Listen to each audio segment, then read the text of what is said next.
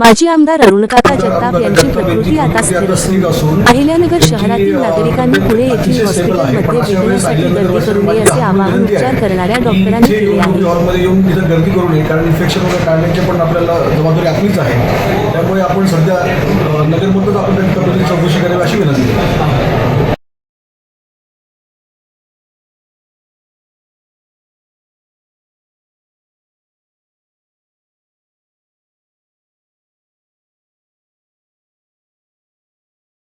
जिल्ह्याचे नेते आदरणीय आमदार अरुणकाका जगताप यांची प्रकृती आता स्थिर आहे आणि त्यांच्या हुबळी हॉस्पिटल येथे तज्ज्ञ डॉक्टरच्या टीममार्फत उपचार चालू आहे. ICU दाखल असल्या कारणाने त्यांची ईद आल्यानंतर आपण भेट घेऊ शकत नाही. तरी माझी नगरवासीयांना विनंती की त्यांची आता सकोरी प्रकृती स्थिर आहे आणि त्यांचा उपचाराला सुद्धा चांगला प्रतिसाद मिळत आहे. आत्ताच आपल्याला डॉक्टर साहेबांनी सांगितलं आहे की हॉस्पिटल प्रशासनाला कुठल्याही प्रकारचा डिस्टर्ब व्हावा नाही, याच्याकरता आम्ही नगरवासीयांना विनंती करतो की आपण कृपया त्यांना भेटण्याचे येण्याचं टाळावं केलं.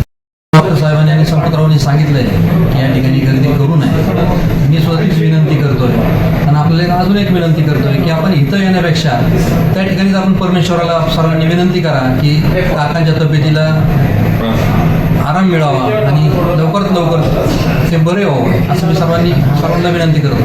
धन्यवाद.